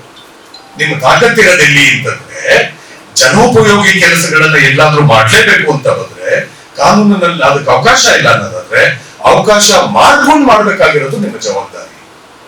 ಹೌದಾ ಅಲ್ವಾ? ಆಗ್ಲಿಲ್ಲ. ಅದಾದ್ಮೇಲೆ ನಾನು ಬಿಟ್ಬಿಟ್ಟೆ ಅದ್ರ ಗಮನನ. ಆಮೇಲೆ ಸರಿ ಮಧ್ಯೆ ಯಾವಾಗ್ಲೂ ಒಂದ್ಸರಿ ಅವ್ರಿಗೇನೋ ಬೈದ್ಬಿಟ್ಟು ಅಂತ ಅವರು ವಾಪಸ್ ನಮಗ್ ಬೈದ್ಬಿಟ್ಟು ನಾವು ಬೈದ್ಮೇಲೆ ವಾಪಸ್ ಬೈಸ್ಕೋಬೇಕಲ್ಲ. ಸರಿ ಆಯ್ತು, ನಾನು ಬೈದೆ, ನೀವು ಬೈದ್ರಿ, ಅಲ್ಲಿಗೆ ವಜಾ ಆಯ್ತು ಬಿಡವಾ ತೆಗಿ ಅಂತ ಅಂದ್ಬಿಟ್ಟು ನೀನ್ ಸವಾಸನೆ ಬೇಡ ಅಂತ ಬಿಟ್ಟು. ಇನ್ ಇದಾದ್ಮೇಲೆ ಈಗ ನಮ್ ಪಕ್ಷದಲ್ಲಾದ್ರೂ ಏನಾರ ನೆಟ್ಗಿದ್ಯಾ ಇಲ್ವಾ, ನಮ್ಗೇನಾದ್ರು ಇಲ್ಲಾರು ಗೌರವ ಸಿಗ್ತದ ಅಂತ ನೋಡೋದ್ರೊಳಗೆ ಪ್ರತಿಜ್ಞಾ ಕಾರ್ಯಕ್ರಮ ಆಗಿ ಅಷ್ಟರೊಳಗಾಗ್ಲೇ ದರ್ಶನ್ ಪುಟ್ಟಣ್ಣ ಗೆಲ್ಸಿದ್ದಾಯ್ತು. ಇನ್ನೇನ್ MP ಎಲೆಕ್ಷನ್ ಬರ್ತಾದೆ ನೋಡೋದು. ಈ ನಾವ್ ಹೆಂಗೋ ತೆಗ್ದಿರ್ತೀವಿ, ನಮ್ ಜೊತೆ ಇರೋದು ಸುಮ್ಮನೆ ಕೊಡೋದಿಲ್ಲ. ನನ್ ಪಾಡಿಗೆ ನಾನು ಹೆಂಗೋ ಜಮೀನ್ದಲ್ಲಿ ಇರುವೆ. ಅಣ್ಣ ಈ ಸರಿ MP ಒಂದ್ಸರಿ ಯಾಕೆ ಟ್ರೈ ಮಾಡ್ಬಾರ್ದು ನೀವು? ಉಡ ಬಿಟ್ರು. ಈ ಉಡ ಬಿಡದೆ ಹೋದ್ರೆ ನಾವು ಅಯ್ಯೋ ಈ ಬಡ್ಡಿ ಮಕ್ಕಳು ನಮ್ಗೆ ಟಿಕೆಟ್ ಕೊಡಲ್ಲ ಅಂತ ಅನ್ಕೊಂಡು ಆಗ ಸುಮ್ಮನಾಗಿದ್ದು ಆಗೋಗಿತ್ತು. ಉಡ ಬಿಟ್ರು. ಆಮೇಲೆ ಇದ್ರ ಜೊತೆಗೆ 10 ಜನ ಕೇಳಕ್ ಶುರು ಮಾಡುದು. ಜನರನ್ನ ನೀವೆಲ್ಲರಿಗೂ ಪರಿಚಯ ಇದ್ದೀರಿ, ಗೊತ್ತಿರೋರು ಇದ್ದೀರಿ, ಸುಮಾರು ಜನಕ್ಕೆ ಹೊಸದಾಗಿ ಪರಿಚಯ ಆಗ್ಬೇಕಾಗಿಲ್ಲ. ನಿಮ್ಗೆ MP ಟಿಕೆಟ್ ಕೊಟ್ಟರು ಕೊಡ್ಬೋದು. ನಾವು ಕೇಳದೆ ಸುಮ್ಮನಿದ್ರೆ ಯಾರು ಕೊಟ್ಬಿಟ್ಟರು? ಹೊರಗೆ ಹೋದ್ರೆ ಬಗೆಗೆ ತಾಯಿ ಹಾಲೇ ಕುಡಿಸೋದಿಲ್ಲ. ಈಗ ನಿಮ್ಗೆ MP ಟಿಕೆಟ್ ತಂದ್ಬಿಟ್ಟು ನಿಮ್ ಮನೆ ಬಾಗ್ಲು ಕೊಟ್ಬಿಟ್ಟಾರ, ನಿಮ್ಗೆ ಪ್ರಯತ್ನ ಮಾಡೋಣ ಅಂತ ಬಂದ್ರು. ನಮ್ ಸ್ನೇಹಿತರಿಲ್ಲೇ ಕೂತವ್ರೆ, ನಮ್ದು ದೌಬ್ಳಿಯ ನನ್ನ ಅಂತ ಬಂದ್ರು. ಸರಿ ಆಯ್ತು, ಹೊರಟು ನಾವು ಹೋದೋ ಒಂದಿನ ಚೆಲುವರಾಯ ಸ್ವಾಮಿ ಇಷ್ಟೊಳಗಡೆ ಇನ್ನೊಂದು ಗೊತ್ತಿಲ್ಲ. ಚೆಲುವರಾಯ ಸ್ವಾಮಿಯವರು ಈ ವಿಚಾರಕ್ಕೆ ಬಂದಾಗ, ಮೇಲ್ಕೋಟೆ ವಿಧಾನಸಭಾ ಕ್ಷೇತ್ರಕ್ಕೆ ಬಂದಾಗ ನಾನು ಪ್ರತಿಜ್ಞಾ ಕಾರ್ಯಕ್ರಮ ಮಾಡಕ್ಕೆ ಅಂತ ಹೊರಟಾಗ ಒಬ್ಬನೇ ಒಬ್ಬ ಆ ಪ್ರತಿಜ್ಞಾ ಕಾರ್ಯಕ್ರಮಕ್ಕೆ ಕೈ ಜೋಡಿಸೋದಕ್ಕೆ ಇರ್ಲಿಲ್ಲ. 2 ಸಾರಿ 35 ಪಂಚಾಯತಿಗಳನ್ನ ನಾನು ಟೂರ್ ಮಾಡಿ ಆ ಕಾರ್ಯಕ್ರಮ ಮಾಡಿದ್ದು. ಜನನ್ ಕರ್ಕೊಂಡ್ಬಂದು ಕೂರ್ಸಕ್ಕೂ ಕೂಡ ಓಡಾಡ್ಕೊಂಡು ಕರ್ಕೊಂಡ್ಬಂದು ಆ ಕಾರ್ಯಕ್ರಮ ನೋಡಿ ನಿಂತ್ಕೊಳ್ಳಿ ಅಂತ ಮಾಡ್ಬೇಕಾಗ್ಬೋದು. ಅದಾದ್ಮೇಲೆ ನನ್ನ ವಿರುದ್ಧವಾಗಿ ಒಬ್ರು ವ್ಯಕ್ತಿ ಕಟ್ಟಿ ಕರ್ಕೊಂಡ್ಬರಕ್ಕೆ ಅಂತ ಅಂದ್ಬಿಟ್ಟು ಟ್ರೈ ಮಾಡಿದ್ರು. ಅವ್ರು ಆಮೇಲೆ ಸುಮ್ಮನೆ ಅದು ಸಮಾಧಾನ ಆಗಿಲ್ಲ. ಅವ್ರಿಗೆ ಇನ್ನೊಬ್ರು ನಿಂತ್ಕೊಂಡು ಕರ್ಕೊಂಡ್ಬರಕ್ಕೆ ಆಗ್ಲೂ ಸಮಾಧಾನ ಆಗಿಲ್ಲ. ಆಮೇಲೆ ಯಾಕೆ ಕುಣಿತಾ ಇದ್ರು, ಈ 1 ಲಕ್ಷ ರೂಪಾಯಿ ದುಡ್ಡು ಕಟ್ಬೇಕು MLA ಟಿಕೆಟ್ ತಗೊಳಕ್ಕೆ ಅಂತ ನಮ್ಮ KPCC ಅಧ್ಯಕ್ಷ ಹೇಳಿ ನಾವೆಲ್ಲ ದುಡ್ಡು ಕಟ್ಟಿದ್ವಲ್ಲ. ಈ ದುಡ್ಡು ಕಟ್ಟಿದ್ದವರಲ್ಲ ಒಬ್ಬನಿಗೆ ನಾನೇ ಕೇಳಿದೆ, ನನಗೆ ನಿಂತ್ಕೊಳ್ಳೋದು ಬೇಡ ಅಂತ ಡಿಸೈಡ್ ಮಾಡ್ಬಿಟ್ಟಿದ್ದೀನಿ. ಈಗ ನಾನು ನಿಂತ್ಕೊಂಡ್ರು ಚೆಲುವರಾಯ ಸ್ವಾಮಿ ಗೆಲ್ಲ ಹುಡುದಿಲ್ಲ. ಆಮೇಲೆ ಪುನಃ ಇಂಥವ್ರು ಟಿಕೆಟ್ ಕೊಟ್ರಲ್ಲ, ನನಗೆ ಆಗದ್ ಬೇಡ, ನೀನೇ ನಿಂತ್ಕೋ, ನಾನು ಓವರ್ ಹಾರ್ಟೆಡ್ ಆಗಿ ನಿನಗೆ ಸಪೋರ್ಟ್ ಮಾಡ್ತೀನಿ. ಐ ಸ್ವೇರ್, ನಾವು ಮಾತು ಕೊಟ್ಟಿದೀನಿ ಅಂತಂದ್ರೆ ಒಳಗೊಂದು ಹೊರಗೊಂದು ಪ್ರಶ್ನೆ ಇಲ್ಲ, ಬೆನ್ನಲ್ಲಿ ಚೂರಿ ಹಾಕೋ ಮಾತು ಇಲ್ಲ. ನನಗೆ ಬೇಡ ಅಂದ್ರೆ ಬಿಟ್ಟು ಹೋಗ್ತೀನಿ ಹೊರತು ನಾನು ಯಾವುದೇ ಕಾರಣಕ್ಕೂ ಮಾತು ಕೊಟ್ಟು ಕದಿಯೋನಲ್ಲ. ನೀನ್ ನಿಂತ್ಕೊಳ್ಳೋದಾದ್ರೆ ನಿಂತ್ಕೋ, ನಾನು ಸಪೋರ್ಟ್ ಮಾಡ್ತೀನಿ. ಯಾವುದೇ ಕಾರಣಕ್ಕೂ ರೈತ ಸಭೆ ಮಾಡ್ಕೊಡೋದು ಬೇಡ ಅಂತ ಹೇಳಿದ್ದೆ. ನಾನು ಯಾವಾಗ ಸುಮ್ಮನಾಗ್ಬಿಟ್ಟೆ, ನನಗ್ ಬೇಡ ಅಂತಂದೆ, ನನಗ್ ಬೇಡ ಅಂತಿದ್ದಂಗೆ ಆ ಪುಣ್ಯ ಹಾಕೊಂಡು ಸುಮ್ಮನಾಗ್ಬಿಟ್ಟೆ. ಅದ್ರ ಅರ್ಥ ಏನು? ನಾನು ಕುಣಿತೀನಿ ಅಂದ್ರೆ ನೀನು ಜೊತೆ ಕುಣಿತೀನಿ ಅಂತೀಯ. ಕೀಲಿ ಕೊಡ್ತಿದ್ದವ್ರು ಯಾರಾಗಂದ್ರೆ ಕೀಲಿ ಯಾರು ಕೊಡ್ತಾ ಇದ್ರು? ಅಲ್ಲಿ ಮುಗಿಸೋದು. ಆಮೇಲೆ ಇವೆಲ್ಲ ನಡೀತು. ಸರಿ, MP ಎಲೆಕ್ಷನ್ ವಿಷಯ ಬಂದಾಗೂ ಹೀಗೆ ಅಂತ ಹೇಳಿ ನಾನು ಚೆಲುವರಾಯ ಸ್ವಾಮಿ ಅವ್ರ ಹತ್ರ ನಾನು ರಿಕ್ವೆಸ್ಟ್ ಮಾಡಿದೆ, ಹೋಗಿದ್ದೆ ಅವ್ರ ಮನೆಗೆ. ಅದಕ್ಕಿಂತ ಮುಂಚೆ ನಾನು ಒಂದ್ಸಲ ಬೈದಾಗ ಅವ್ರಿಗೂ ಕೂಡ MLA ಟಿಕೆಟ್ ಕೊಡ್ಬೇಕಾದ್ರೆ ನಮ್ಮ ಗಡಿಗಾರ ರವಿಕುಮಾರ್ ವಿಷಯದಲ್ಲೂ ಕೂಡ ಇದ್ರಲ್ಲಿ ಈ ಜಿಲ್ಲೆನಲ್ಲಿ ಗೆದ್ದಿರೋರಲ್ಲಿ ಒಂದಷ್ಟು ತಕ್ಕಮಟ್ಟ ಜನ ಜೊತೆ ಓಡಾಡ್ತಿರೋ ನಾವು ಒಬ್ಬನ್ ನೋಡ್ತಾ ಇದ್ದೀವಿ. ಗಡಿಗಾರ ರವಿಕುಮಾರ್ ಒಬ್ಬನ್ ನೋಡ್ತಾ ಇದ್ದೀವಿ. ಉಳಿದವ್ರ ಬಗ್ಗೆ ನನಗೇನು ಯಾವ ಸೂಚನೆನೂ ಇಲ್ಲ. ಅದನ್ನು ಮಾಡ್ತಿದ್ದವ್ರು ಇಲ್ವೋ ಅದು ಗೊತ್ತಿಲ್ಲ ನನಗೆ. ಆದ್ರೆ ಗಡಿಗ ಮಾತ್ರ ಒಬ್ಬ ಕಾಣಿಸ್ತಿರ್ತಾನೆ ಎಲ್ಲಾ ಕಡೆನೂ. ಅದು ಇದು ಕಾರ್ಯಕ್ರಮ ಸೊ ಈ ಗಣಿಗಾರ ರವಿಕುಮಾರ್ ಅಂತ ಅವನು ಒಬ್ಬ ಇರೋ ಅವನಿಗೆ ಓಡಾಡ್ಕೊಂಡಿದ್ದ ಟಿಕೆಟ್ಗೆ 18 ಜನ ಮಾಡಿ ಕೂರಿಸಿದಿರಲ್ಲ ಟಿಕೆಟ್ ಕೇಳಕ್ಕೆ. ಈ ನ್ಯಾಯವಾಗಿ ಹಿಂಗ್ ಮಾಡೋದು ಅಂತೆಲ್ಲ ಒಂದಷ್ಟೆಲ್ಲ ನನ್ನ ಮಾಧ್ಯಮದ ಮುಖಾಂತರ ಸೋಷಿಯಲ್ ಮೀಡಿಯಾ ಮುಖಾಂತರ ಕೇಳಿದ್ದೆ, ಬೈದಿದ್ದೆ. ಗ್ಯಾಮ್ಲರ್ಗಳನ್ನೆಲ್ಲ ಕರ್ಕೊಂಡ್ಬಂದು ಎಲೆಕ್ಷನ್ ನಿಲ್ಲಿಸ್ತಿದ್ದೀರಾ ಅಂತೆಲ್ಲ ಬೈದ್. ಸರಿ, ಅದಾದ್ಮೇಲೆ ನಮಗೂ ಅವ್ರಿಗೂ ಮನಸ್ತಾಪ ಆಯ್ತು, ಮುಗಿದೋಯ್ತು, ಎಲೆಕ್ಷನ್ ಮುಗೀತು, ಯಾರು ಗೆದ್ರಪ್ಪ. ಅದೇನ್ ಒಳ್ಳೆಯವರು ಕೆಟ್ಟವರು ಜನ ಹೆಂಗ್ ವೋಟ್ ಹಾಕ್ತಿದಾರೋ ನನಗಂತೂ ಅರ್ಥ ಆಯ್ತಾ ಇಲ್ಲ. ಒಟ್ಟಲ್ಲಿ ವೋಟ್ ಹಾಕಿದ್ರು, ಯಾರ್ಯಾರು ಬೇಕಂದ್ರೆ ಗೆಲ್ಲಿಸ್ಕೊಂಡು ಸರ್ಕಾರ ಆಯ್ತು. ಮಂತ್ರಿಗಳು ಚೆಲುವರಾಯ ಸ್ವಾಮಿ ಅವರು ಮಂತ್ರಿಗಳಾದ ಬೆಳಿಗ್ಗೆ ನನಗೆ ಕಾಲ್ ಮಾಡ್ಬಿಟ್ಟು ಇದುವರೆಗೆ ಆಗಿದ್ದಾಯ್ತು ಡಾಕ್ಟ್ರೇ, ಇನ್ ಮುಂದೆ ಎಲ್ಲ ಅನ್ಯೂನ್ಯವಾಗಿರೋಣ ಮಾಡೋಣ, ಈಗ ಮಂತ್ರಿಯಾಗಿ ಆಯ್ಕೆ ಮಾಡಿದಾರೆ, ಕೋಆಪರೇಷನ್ ಇರ್ಲಿ. ನನಗೆ ಒಂದು ಕ್ಷಣಕ್ಕೆ 7:30 ಕಾಲ್ ಮಾಡಿದ್ದಾರೆ. ಒಂದು ಕ್ಷಣಕ್ಕೆ ನನಗೆ ಶಾಕು ಮತ್ತೆ ಆಶ್ಚರ್ಯ. ಹೌದಾ, ಇಷ್ಟೊಂದು ಒಳ್ಳೆತನ ಇದೆಯಾ ಮನುಷ್ಯನಲ್ಲಿ? ಗೆದ್ದು ಮಂತ್ರಿ ಆದ್ಮೇಲೆ ನನಗೆ ಫೋನ್ ಮಾಡಿ ಹೇಳೋ ಅವಶ್ಯಕತೆ ಇತ್ತ? ಫೋನ್ ಮಾಡಿ ಹೇಳ್ತಿದ್ದಾರೆ ಅಂದ್ರೆ ನಾನೇ ಏನಾದ್ರು ಹಠಕ್ಕೆ ಬಿದ್ಬಿಟ್ಟು ಸಣ್ಣವನ್ನ ಹಾಕ್ಬಿಟ್ಟ ಎಗೇನ್ ಸೋಷಿಯಲ್ ಮೀಡಿಯಾ. ನಮ್ಮ ಮಂತ್ರಿಗಳು ಹೀಗೆ ಅಂತ ನನ್ನ ಜೊತೆ ಮಾತಾಡಿ ದೊಡ್ಡವರಾದ್ರು, ಹಠಕ್ಕೆ ಬಿದ್ದು ನಾನು ಚಿಕ್ಕವನಾದೆ ಅಂತ ನನ್ನನ್ನೇ ಗೇಲಿ ಮಾಡ್ಕೊಂಡು ಬರ್ಕೊಂಡೆ. ನನ್ನನ್ನೇ ಗೇಲಿ ಮಾಡಿ ಅದಾದ್ಮೇಲೆ ನಾನು ಅವ್ರನ್ನ ಭೇಟಿ ಮಾಡಿದಾಗ ಮಾತಾಡಿದೆ. ಯಾವುದೋ 1-2-3 ಇಶ್ಯೂಸ್ ಹೋಗಿದ್ದೆ, ಅವೆಲ್ಲ ಅದನ್ನು ಅಡ್ರೆಸ್ ಮಾಡೋದು ಮಾತಾಡೋದು ಆಯ್ತು. ಇದೆಲ್ಲ ಆದ್ಮೇಲೆ ಪುನಃ ಇನ್ನೊಂದ್ ಸಾರಿಗೆ MP ವಿಚಾರಕ್ಕೆ ಅಂತ ಮಾತಾಡಿದಾಗ ಬಹುಶಃ ನಿಮಗೆ ಗೊತ್ತಿದೆ 4-5 ಸಾರಿ ಅವ್ರ ಬಾಯಲ್ಲೂ ನನ್ನ ಹೆಸರನ್ನು ಹೇಳಿದ್ದಾರೆ. ಮೊದಲನೇ ಹೆಸರಾಗೂ ನನ್ನ ಹೆಸರು ತಗೊಂಡು ಮಾತಾಡಿದ್ದಾರೆ. ಆಯ್ತು, ಟಿಕೆಟ್ ಕೊಡ್ಲೇಬೇಕು ಅನ್ನೋದಾದ್ರೆ ಮಾನದಂಡ ಯಾವುದು ಅನ್ನೋ ವಿಚಾರ ಬಂತು. ಟಿಕೆಟ್ ಕೊಡುವಾಗ ಮಾನದಂಡ ಅಂತ ಬಂದ್ರೆ ದುಡ್ಡೇ ಮಾನದಂಡ ಅಂತ ಅನ್ನುವಂಥದ್ದು ಈಗ ಮನವರಿಕೆ ಆಗ್ತದೆ. ಜನಗಳಾಗ್ಲಿ, ವಿಷಯ ಆಗ್ಲಿ, ಪರಿಚಯ ಆಗ್ಲಿ, ಸಂಬಂಧಗಳಾಗ್ಲಿ, ಜನಭವಣಿಕೆ ಆಗ್ಲಿ, ಮುಂದಿನ ಕಾಳಜಿ ಆಗ್ಲಿ, ದೂರದರ್ಶಿತವಾಗಿರುವಂತಹ ವಿಚಾರಗಳಾಗ್ಲಿ, ಅಥವಾ ಈತನಿಗೆ ಅವಕಾಶ ಕೊಟ್ರೆ ಗೆಲ್ಲಬಲ್ಲನ ಇಲ್ವಾ ಅಂತ ಅನ್ನುವಂತ ಯೋಚನೆಗಳಾಗ್ಲಿ ಯಾವುದು. ನಾವು 6 ಜನ 7 ಜನ MLAಗಳಿದ್ದೀವಿ, ನಮ್ಮ ಹತ್ರ ದುಡ್ಡಿರೋ ಕ್ಯಾಂಡಿಡೇಟ್ ಇದ್ದಾರೆ, ನಾವು ಗೆದ್ದೇ ಗೆಲ್ತೀವಿ. ಇದೇ ವಿಚಾರದಲ್ಲೇನೆ ನಾವು 8 ಜನ MLAಗಳಿದ್ದೀವಿ, 3 ಜನ MLCಗಳಿದ್ದಾರೆ, ನಾನು ಮುಖ್ಯಮಂತ್ರಿ ಆಗಿದ್ದೀನಿ, ನನ್ನ ಮಗನ್ನ ನನ್ನ ಜಿಲ್ಲೆ ಜನ ಜೊತೆಗೆ ನನ್ನನ್ನು ಬಿಟ್ಟು ಜನ ವಿಶೇಷವಾಗಿದ್ದಾರೆ ಮಂಡ್ಯ ಜಿಲ್ಲೆಯಲ್ಲಿ. ಹಿಂಗಿದ್ಮೇಲೆ ನನ್ನ ಮಗ ಗೆಲ್ತೆ ಯಾರು ಗೆಲ್ತಾರೆ ಅಂತ ಕುಮಾರಸ್ವಾಮಿ ಅವರು ಯೋಚನೆ ಮಾಡಿದ್ರು. ಅವ್ರು ಅನ್ಕೊಂಡಿದ್ದಷ್ಟು ಸತ್ಯ. ಅದಷ್ಟು ನೀವು ಈಗ ಯೋಚನೆ ಮಾಡಿದ್ರೆ ಕುಮಾರಸ್ವಾಮಿ ಅಷ್ಟು ಜನಾನುರಾಗಿ ನೀವಲ್ಲ, ಕ್ಯಾಂಡಿಡೇಟ್ ಆಗಿರೋ ಚೀಫ್ ಮಿನಿಸ್ಟರ್ ಮಗ ಅಲ್ಲ. ಅವ್ರ 8 ಗೆದ್ದಿದ್ರು, ನೀವು 7 ಗೆದ್ದಿದ್ದೀರಿ.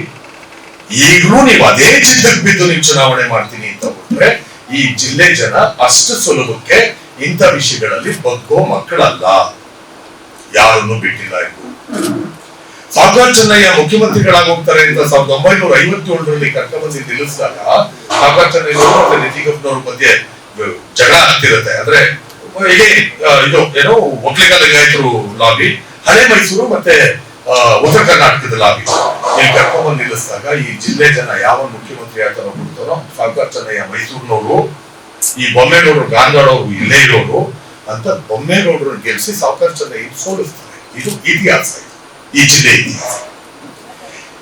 ಎಲ್ಲ ಇಡೀ ಜಿಲ್ಲೆ ಇಡೀ ರಾಜ್ಯ ಪೂರ್ತಿ 27 ಕ್ಷೇತ್ರಗಳಲ್ಲಿ ಕಾಂಗ್ರೆಸ್ ಗೆಲ್ಲುತ್ತೆ. ಒಂದ್ಸಾರಿ ಮಂಡ್ಯದಲ್ಲಿ ಮಾತ್ರ ಶಂಕರೇಗೌಡರನ್ನು ಗೆಲ್ಲಿಸ್ತಾರೆ, 1.25 ಲಕ್ಷ ಓಟಲ್ಲಿ ಶಂಕರೇಗೌಡರನ್ನು ಗೆಲ್ಲಿಸ್ತಾರೆ.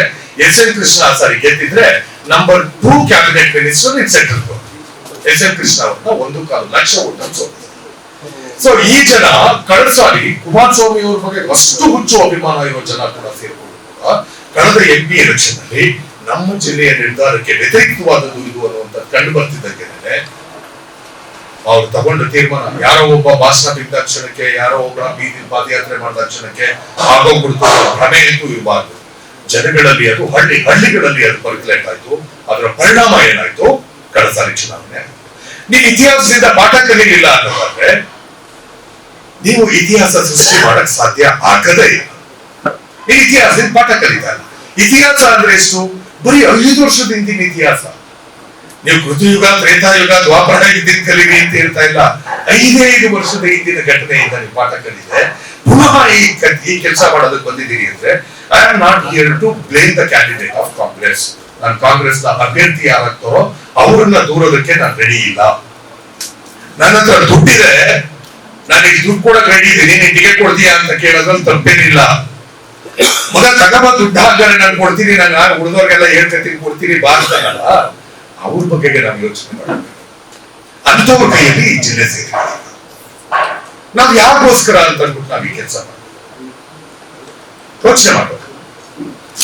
ಸಿದ್ದರಾಮಯ್ಯನವ್ರಿಗೆ ನಿಮ್ಗೆ ಕೊಟ್ಟಿದ್ದೀನಿ ಅದು ಪತ್ರ, ಡೇಟು ಉದ್ದೇಶಪೂರ್ವಕವಾಗಿ ಹಾಕಿದ್ದೀನಿ. ಅದು ಚಿಂತನ್ ಮಂಥನ್ ಅನ್ನೋ ಕಾರ್ಯಕ್ರಮದಲ್ಲಿ ಯೂನಿವರ್ಸಲ್ ಹೆಲ್ತ್ ಸ್ಕೀಮ್ ಬಗ್ಗೆ ನಾನು ಒಂದ್ಸಲ ಮಾತಾಡ್ಬಿಟ್ಟು ಹೇಳಿ, ಇದೇ ಸಿದ್ದರಾಮಯ್ಯನವರ ವಿಚಾರದಲ್ಲಿ ನಾವು ಅದೆಷ್ಟು ಅಭಿಮಾನ ಇಟ್ಕೊಂಡು ನಡ್ಕೋತಿದ್ವಿ ಅಂತಂದ್ರೆ ಅದು ಭಗವಂತನಿಗೆ ಪ್ರೀತಿ. ನಮ್ಗೆ ಅಷ್ಟು ಅಭಿಮಾನ ಸಿದ್ದರಾಮಯ್ಯನವರು.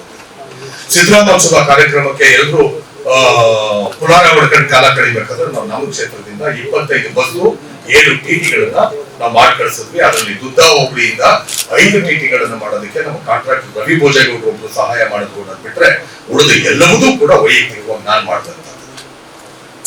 ನಮ್ಗೆ ಇವ್ರಿಗೆ ಎಲ್ಲಾ ಕಡೆಗೂ ದುಡ್ಡು ತಂದ್ಕೊಡಕ್ಕೆ ಇನ್ಯಾರಿಗೋ ಡಾಕ್ಟರ್ ಕೃಷ್ಣನ್ಗೋ ಯಾರಿಗೋ ಹೇಳ್ಕೊಂಡು ದುಡ್ಡು ಇಸ್ಕೊಂಡು ಕೆಲಸ ಮಾಡಕ್ಕೆ ನಮ್ದು ಯಾರು ಇಲ್ವಲ್ಲಪ್ಪ. ನಾವು ನಮ್ಮ ಮನೆ ಕಾಸೆ ಇಲ್ಲ ಹೋಗ್ಲಿ ಆಗಲ್ಲ ಅಂತಂದ್ರೆ ಏನಾರ ಲಂಚ ಹೊಡ್ಕೊಂಡು ತಿಂದು ತೇಗಿ ಏನಾರ ಯಥಾವತ್ತಾಗಿ ಏನಾರ ಗಡತ ಕೂಡಿಟ್ಟಿದ್ದೀನಿ ಏನಕ್ಕೆ ಇಲ್ಲ.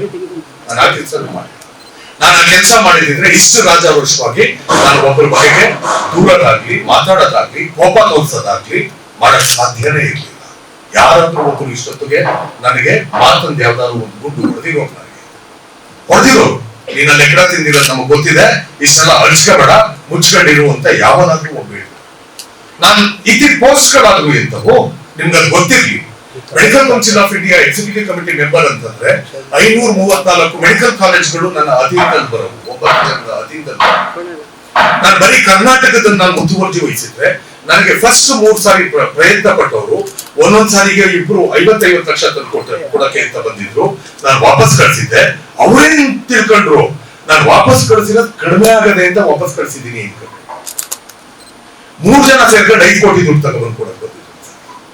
3 ಜನ ಸೇರ್ಕೊಂಡು ಕಡಿಮೆ ಆಗಿದೆ. ನಿಮ್ಮ ವಯಸ್ಸಿನ ಕಾರಣಕ್ಕೆ ಕಳಿಸ್ತಿದ್ದೀನಿ, ಇಲ್ಲ ಅಂತಂದಿದ್ರೆ ನಿಮ್ಮನ್ನ ತಿರುಗಿಸಿ ಒದಿತಿದ್ದೆ. ನಿಮ್ಗೆ ನಾನು ನಿಮ್ಮನ್ನ ಹಿಂಗ್ ಕಳ್ಸೋದ್ರಲ್ಲೇ ನನಗೆ ತೃಪ್ತಿ ಇದೆ. ನಿಮ್ದೇನಾದ್ರು ಕೆಲಸ ಇದೆಯಾ ಹೇಳಿ, ಜನಾಗಿದ್ರೆ 100% ಮಾಡ್ತೀನಿ. ನೀವು ಹಣದ ವಿಷಯ ನನ್ನ ತೃಪ್ತಾಗಬೇಡಿ. ಹುಗಿದು ಅಡ್ಡಿದ್ದವನು ನಾನು. ನನ್ನ ಬಗೆಗೆ ಯೋಚನೆ ಮಾಡ್ಬೇಕಾದ್ರೆ ಮಾತಾಡ್ಬೇಕಾದ್ರೆ ನೀವು 1000 ಸಾರಿ ಯೋಚನೆ ಮಾಡ್ಬೇಕು ಅಂತ ನಾನು ಇವ್ರುಗಳಿಗೂ ಯಾರಿಗೆ ನಮ್ಮ ನಾಯಕರುಗಳಿಗೂ ಹೇಳಿದ್ದೀನಿ. ಹಾಗಾದ್ರೆ ನಿಮಗೆ ಸೈದ್ಧಾಂತಿಕವಾದ ನೆಲೆಗಟ್ಟಿದ್ರೆ ನೀವು ಹಣ ಇರೋರ ಕೈಲಿ ನೀವು ವರ್ಷ ಕೆಟ್ಟಿಸ್ತೀನಿ ಅಂತ ಹೊರಟ್ರೆ 2 ವಿಷಯನ ಬಹಳ ಗಂಭೀರವಾಗಿ ನನ್ನ ಪತ್ರಕರ್ತ ಮಿತ್ರರು ಯೋಚನೆ ಮಾಡ್ಬೇಕು ಅಂತ ಹೇಳ್ತಿದ್ದೀನಿ. ಬರೀ ಒಂದೀಗ ಯೋಚನೆ ಮಾಡೋಕ್ಕೂ ಹೇಳ್ತೀನಿ. ನೋಡಿ, ಆ ನರೇಂದ್ರ ಮೋದಿ ಎನ್ನುವಂತಹ ವ್ಯಕ್ತಿ, ಈ ನರೇಂದ್ರ ಮೋದಿಯವರು ಏನ್ ಅನ್ಕೊಂಡು ಬಂದ್ರು, ನರೇಂದ್ರ ಮೋದಿ ಅವರಾಗ್ಲಿ ಬಿಜೆಪಿ ಅವರಾಗ್ಲಿ, ನಾವು ಅವ್ರನ್ನ ದೂರಕ್ಕಾಗೋದಿಲ್ಲ. ಅವ್ರ ಸಿದ್ಧಾಂತ ಹೇಳ್ಕೊ ಬಂದಿದ್ದೆ. ಅದು 80ರ ದಶಕದಲ್ಲಿ ಜನಸಂಘ ಕಟ್ಟದಾಗಿಂದ ಹಿಡಿದು ವಾಜಪೇಯಿ ಅವರಿಂದ ಅಡ್ವಾಣಿ ಅವರಿಂದ ಮೋದಿವರೆಗೂ ಅವ್ರು ಹೇಳ್ಕೊ ಬಂದಿದ್ದೆ ಏನಂತ, ಹಿಂದೂಗಳಿಗೆ ನ್ಯಾಯ ಆಗ್ತಿದೆ, ಹಿಂದೂಗಳನ್ನು ಉಳಿಸ್ಕೋಬೇಕು, 370 ಆಕ್ಟ್ ತೆಗಿಬೇಕು, ತೆಗೆದ್ರು. ರಾಮ ಮಂದಿರ ಕಟ್ಟಬೇಕು, ಕಟ್ಟಿದ್ರು. ಇನ್ನೊಂದು ಎಂತದ್ದು ಎಂತದ್ದು ಇದು ಮಾಡೋದ್ರಲ್ಲ, ಯಾವುದೋ ಗಣತಿ ಮಾಡ್ತೀವಿ ಅಂತ ಏನೇನೋ ಮಾಡ್ತೀವಲ್ಲ, ಏನ್ ಸರ್ ಅದು NRC ರಿಲೇಟೆಡ್ ಅದು ಮಾಡ್ತೀವಿ ಅಂದ್ರು ಪ್ರಯತ್ನ ಮಾಡ್ತಿದ್ದಾರೆ. ನಾನು ಹೇಳೋದು ಅವ್ರು ಮಾಡ್ತಿರೋದು 100ಕ್ಕೆ 100 ತಪ್ಪು ಅಂತ ನಾವು ಹೇಳ್ತಿದೀವಿ ಅಂದ್ಮೇಲೆ ನಾವು ಹೇಳೋದು ಸರಿ ಅಂತ ಮಾಡೋದಕ್ಕೆ ನಾವೆಲ್ಲಿ ಅದಕ್ಕೆ ಈಕ್ವಿವೆಲೆಂಟ್ ಆಗಿ ಎಲ್ಲಿ ಕಟ್ತಾ ಇದ್ದೀವಿ? ಅದು ತಪ್ಪು. ಒಬ್ಬ ವಿಲನ್ನು ಕೆಟ್ಟವನು, ಯಾರು ಇವನು ವಿನೋದ್ ಆಳ್ವ ಕೆಟ್ಟವನು ಅಂದ್ರೆ ದರ್ಶನ್ ಅಸೆಟ್ ಆಗೋದು ನಿಂತ್ಕೋಬೇಕಲ್ಲ. ಇಲ್ಲಿ ಈ ವಿನೋದ್ ಆಳ್ವನೇ ನರೇಂದ್ರ ಮೋದಿ ಅಂತ ಇಟ್ಕೊಳ್ಳೋಣ. ಈ ಕಡೆಯಿಂದ ನಾವು ಕಾಂಗ್ರೆಸ್ನವ್ರು ಒಳಗಾಗ್ತೀವಿ ಅಂತ ಅನ್ನೋದಾದ್ರೆ ಈ ಕಡೆಗೆ ಒಬ್ಬ ದರ್ಶನ್ ಕರ್ಕೊಂಡ್ಬಂದು ಕೊಡ್ಬೇಕಲ್ಲ ಕಾಟೇರ ಪಿಕ್ಚರ್ ಆಗಕ್ಕೆ. ನಾವು ಹಂಗ್ ಮಾಡ್ಲೇ ಇಲ್ಲ. ನಾವೇನ್ ಮಾಡ್ತಾ ಇದೀವಿ, ವಸುಮನಿ, ತೂಗ್ದೀಪ್ ಶ್ರೀನಿವಾಸು, ದಿನೇಶು, ದಿನೇಂದ್ರ ಗೋಪಾಲ್ ಅಂತ ಕಟಾನುಗಟ್ಟುಗಳ ಎದುರುಗಡೆ ತಗೊಂಡೋಗ್ಬಿಟ್ಟು ಟೆನಿಸ್ ಕೃಷ್ಣನ್ ಹೀರೋ ಮಾಡ್ಕೊಂಡು ನಿಂತ್ಕೊತಾ ಇದ್ವಿ. ನಾನು ಹೇಳ್ತಿರೋದಿದ್ದೀನಿ, ಎಲ್ಲಿಂದ ಎಲ್ಲಿಗೂ ಲಿಂಕ್ ಹಾಕಕ್ಕೆ ಹೋಗ್ಬೇಡಿ. ಇದು this is not related to Rahul Gandhi ಆಗಲ್ಲ. ಅದು ನನ್ನ ಹೋಗ್ಬಿಟ್ಟಿರಿ. My favourite leader is Rahul Gandhi. That is different. ನಾನು ಆಸ್ ಎ ಪರ್ಸನ್ ಅತಿ ಹೆಚ್ಚು ಇಷ್ಟಪಡೋದು ರಾಹುಲ್ ಗಾಂಧಿ. ನೀವಿಲ್ಲಿ ಸಿದ್ಧಾಂತದ ವಿಷಯದಲ್ಲಿ ಎಷ್ಟು ವೀಕ್ ಆಗಿದ್ದೀರಿ ಅನ್ನೋದಕ್ಕೆ ನಿಮ್ಮ ಸಿದ್ಧಾಂತ ಟೆನಿಸ್ ಕೃಷ್ಣ ಕಣ್ಣನ್ ಕಾಣ್ತಾ ಇದೆ, ಅವರ ಸಿದ್ಧಾಂತ ಬಲಾಢ್ಯವಾಗಿ ವಜ್ರಮುನಿ ನಿಂತ್ಕೊಂಡದೆ. ನೀನು ಅವ್ರು ಹೊಡಿಬೇಕು ಅಂದ್ರೆ ನೀನು ಅಷ್ಟೇ ಬಲವಾಗಿ ನಿನ್ ಸಿದ್ಧಾಂತ ಇರೋದು ಕಟ್ಬೇಕಲ್ಲ. ಕಾಸಿರೋನ್ ಕರ್ಕಬದಿಯೇ ಮನೆ ಕ್ರಾಸ್ ಔಟ್ ಮಾಡೋನ ಎಸ್ ಟಿ ಸೋಮಶೇಖರ ಅವನಿಗೆ ಆಗ್ಲೇ ಕಾಂಗ್ರೆಸ್ ಅಂತೆ ನಿಮ್ ಮಾನ ಮರ್ಯಾದೆ ಕಳೆದ್ಬಿಟ್ಟು ಹೋಗಿ ಅಲ್ಲಿ ಬಿಜೆಪಿ ಸೇರ್ಕೊಂಡು ಮಂತ್ರಿ ಆಗಿದ್ದವ್ರು ವಾಪಸ್ ಬರೋನ್ನ ಬಾಚಿನ ನೀನು ಬಾ ನಿನ್ನ ಮಾಸ್ತಿ ಅಂತ ಎಳ್ಕತ್ತಿದ್ದೀರಿ ಅಂದ್ರೆ ಅವ್ರು ಹೋದಾಗ್ಲೂ ಪುಟ್ ಕಾಂಗ್ರೆಸ್ ಅಲ್ಲೇ ಉಳ್ಕೊಂಡಿದ್ರಲ್ಲ ಯಶವಂತಪುರ ಕ್ಷೇತ್ರದಲ್ಲಿ. ಆ ಲೋಕಲ್ ಲೀಡರ್ಗಳು ಎಕಡ ತಗೊಂಡು ಹೊಡೆದಂಗಲ್ವಾ ನೀವು? ಅವತ್ತು ನಿಮ್ ಜೊತೆ ನಿಂತಿದ್ರಲ್ಲ ಅವ್ರಿಗೆ ನ್ಯಾಯ ಮಾಡ್ದಂಗಲ್ವಾ ನೀವು?